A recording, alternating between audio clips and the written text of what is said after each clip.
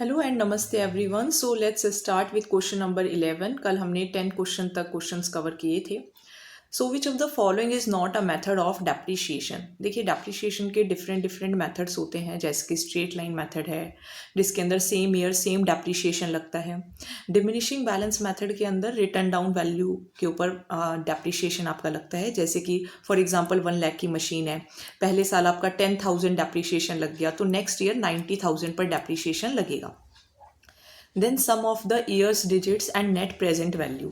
सो net present value जो है वो कोई मेथड नहीं है डेप्रिशिएशन का। ये क्लास 11th के अंदर डेप्रिशिएशन में आपने पढ़ा होगा कि बाकी सब मेथड्स होते हैं, नेट प्रेजेंट वैल्यू आपने फाइनेंशियल मैनेजमेंट में पढ़ा है। Okay, so let's start with next question. So question number 12, a legal structure that provides limited liability to owners। एक कौन सा स्ट्रक्चर है जहाँ पे ओनर्स की लिमिटेड लाइबिलिटी होती है? तो सोल प्रोप्राइटरशिप में अनलिमिटेड लाइबिलिटी है, ये बिजनेस स्टडीज़ का है। पार्टनरशिप में अनलिमिटेड लाइबिलिटी है एक तरीके से। कॉरपोरेशन कंपनीज के अंदर लिमिटेड लाइबिलिटी होती है। So correct answer is corporation. ठीक है, आप पहले बेसिक्स जो हैं वो ज़रूर कवर कर लें। The full form of GAAP, so ये प्रीवियस ईयर क्वेश्चन है। गैप का फुल फॉर्म क्या है? It is generally accepted accounting principles, यही इसका करेक्ट आंसर है। क्लास 11th के आपको ये बेसिक्स के अंदर मिल जाएगा। चलिए नेक्स्ट क्वेश्चन पर आएंगे। That the primary focus of management accounting. देखिए मैनेजमेंट अकाउंटिंग करते इसीलिए है ताकि वो कुछ अपने फील्ड से रिलेटेड, अपने बिजनेस से रिलेटेड कुछ डिसीजंस ले सके। सो एक्सटर्नल रिपोर्टिंग उनको कुछ करनी नहीं है। मेन ऑब्वियसली करनी पड़ सकती है, but they are asking the primary focus, main focus क्या है? सो इंटरनल डिसीजन मेकिंग, ताकि वो देखें कि हमें क्या प्रॉफिट हो रहा है, क्या लॉस हो रहा है, हमारी क्या बैलेंस शीट है, क्या हमारी फाइनेंशियल पोजीशन है।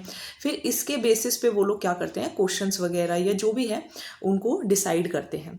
ठीक है, सो the correct answer is internal decision making. Let me just darken it. So correct answer is internal decision making, right. चलिए नेक्स्ट क्वेश्चन पर आ जाएंगे हम। That which of the following budget is prepared first in the budgeting process. तो budgeting process के अंदर सबसे पहले हम कौन सा बजट बनाते हैं?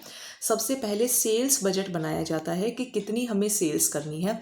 उसके बाद cash budget, production budget and financial budget बनते हैं। So the correct answer is sales budget, and these are the one of the important PYQs which have already been asked in the paper, so do watch them carefully. Now which of the following is a characteristic of a monopoly market? So monopoly market के अंदर एक ही seller होता है and they can be different buyers. So वही price taker है, वही price maker है, सब कुछ वही है, वही डिसाइड करते हैं। फॉर एग्जांपल गवर्नमेंट की मोनोपोली है रेलवेज में, आप ये एग्जांपल कंसीडर कर सकते हैं। So they are not many sellers, वो होते हैं परफेक्टली कॉम्पिटिटिव मार्केट में। प्रोडक्ट डिफरेंशिएशन हो भी सकता है but not that level. One seller, yes, monopoly market के अंदर एक ही सेलर होता है and obviously there is no free entry and free exit. It is available in perfectly competitive market. Monopoly के अंदर आप फ्रीली एंटर नहीं कर सकते। चलिए नेक्स्ट क्वेश्चन पर आएंगे। That which method of pricing is based on the cost incurred by a company.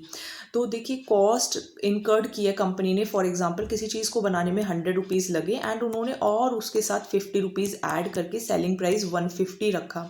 So this method of pricing is known as, this is not competition based pricing because you are not seeing the competition. This is not value based pricing, this is not market penetration pricing. Market penetration के अंदर आप कम price रखते हो ताकि आप market के अंदर enter कर सको। This is called cost plus pricing, जहाँ पे आप कॉस्ट के बेसिस पे ये डिसाइड करते हैं कि हमें अपना प्राइस कितना रखना है। सो the correct answer is cost plus pricing. Now in which of the following forms of business organization is the owner personally, I think question थोड़ा सा इनविजिबल हो गया, लेकिन यहाँ पे देखो ओनर पर्सनली की बात हो रही है, इसका मतलब ओनर जो है वो खुद ही सब कुछ करे। So the correct answer is sole proprietorship, because in corporation obviously there are so many share holders members. In partnership there is more than one member, more than 2 members can be also. Cooperative के अंदर भी owner personally liable नहीं होता। So the correct answer is sole proprietorship. These are one of the important PYQs. I am reminding it you again. Now a firm's ability to meet its short term obligations, firm की जो ability होती है कि अभी जो need है वो हमारी पूरी हो जाए, तो वो कैसे पूरी हो पाएंगी? जब फर्म के अंदर क्या होगी, लिक्विडिटी होगी, यानी कि कैश आ रहा है जा रहा है, आ रहा है जा रहा है, तो इसका मतलब फर्म के अंदर लिक्विडिटी है, कैश की अवेलेबिलिटी है। सो उसके बेसिस पे ही वो अपनी शॉर्ट टर्म ऑब्लिगेशंस को फुलफिल कर सकते हैं। ठीक है। नॉट प्रॉफिटेबिलिटी, सॉल्वेंसी मतलब तो दिवालिया ही घोषित हो जाना। टर्नओवर का मतलब होता है कि आपने पूरे साल में कितना कमाया, तो वो आपको देखना नहीं है। शॉर्ट टर्म ऑब्लिगेशंस के लिए what matters is the liquidity. चलिए नेक्स्ट क्वेश्चन पर आ जाएंगे। That who introduce the concept of division of labour? So it's Karl Marx, Adam Smith और एफ.डब्ल्यू. टेलर और मैक्स वेबर। तो देखिए कार्ल मार्क्स एंड टेलर आपने बिजनेस स्टडीज़ में पढ़ा होगा। कार्ल मार्क्स जो है वो तो आप ज़्यादा से ज़्यादा इकोनॉमिक्स के अंदर ही वैसे पढ़ते हैं, लेकिन correct answer is Adam Smith. अच्छा, इसका एडम स्मिथ को और क्या कहा जाता है? फादर ऑफ इकोनॉमिक्स भी इसको कहा जाता है। ठीक है। चलिए नेक्स्ट क्वेश्चन पर आ जाएंगे हम। That the term leverage refers to the use of. So leverage का मतलब क्या होता है? There are financial leverage, there is operating leverage. मतलब अगर आप कहीं से डेप्ट लेते हैं, डेप्ट को फाइनेंस करते हैं, तो उसी को कहते हैं डेप्ट फाइनेंसिंग। सो लेवरेज का मतलब होता है कि आप किस तरीके से अपने डेप्ट को फाइनेंस करने वाले हैं। So it is not related to fixed cost, it is not related to variable cost, it is not related to equity financing, but the correct answer is debt financing. Now a situation where a customer leaves the firm due to dissatisfaction. जब कोई customer किसी firm को इसलिए छोड़ देता है क्योंकि वो सेटिस्फाइड नहीं है, तो इसको कस्टमर चर्न कहते हैं। लॉयल्टी तो कहेंगे ही नहीं because he is relieving. Retention भी नहीं कहेंगे बिकॉज ही इज़ नॉट रिटेंडिंग, मतलब रुका तो नहीं हुआ है, चला गया है। एक्विजिशन भी नहीं कहेंगे, this is called customer churn, यानी कि कस्टमर चला गया due to dissatisfaction, so that is called customer churn. Now the primary purpose of auditing. Auditing का एम क्या होता है? देखिए अकाउंटिंग वगैरह सब हो चुकी है। Now auditor will come and will see that whether the accounts prepared are correct और not. So he basically provides the assurance that yet whether you whatever accounts you have prepared are correct or not. So auditor provides assurance. Fraud detect करना उनका काम नहीं है, fraud detect करना उनका काम नहीं होता। फाइनेंशियल स्टेटमेंट्स वो लोग नहीं बनाते हैं, मार्केट को एनालाइज वो नहीं करते हैं, वो बस अश्योरेंस देते हैं कि आपने जो अकाउंट्स बनाए हैं वो सही बनाए हैं या फिर नहीं बनाए हैं। रूल क्या है जर्नल का? तो जर्नल के देखिए 3 रूल होते हैं। एक होता है debit what comes in and credit what goes out.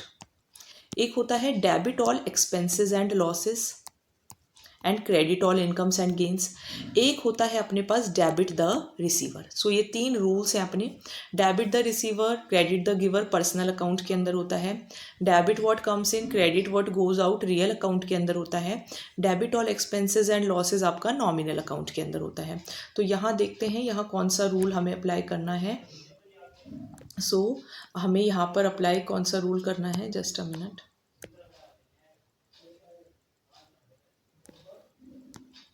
हाँ जी, तो यहाँ पे हमें बोला है कि कौन सा रूल है। तो ये आई थिंक देखिए डेबिट ऑल एसेट्स होते नहीं, डेबिट ऑल लाइबिलिटीज़ होता नहीं है। सो the correct rule is debit all expenses and losses, credit all incomes and gains. So this is the correct answer.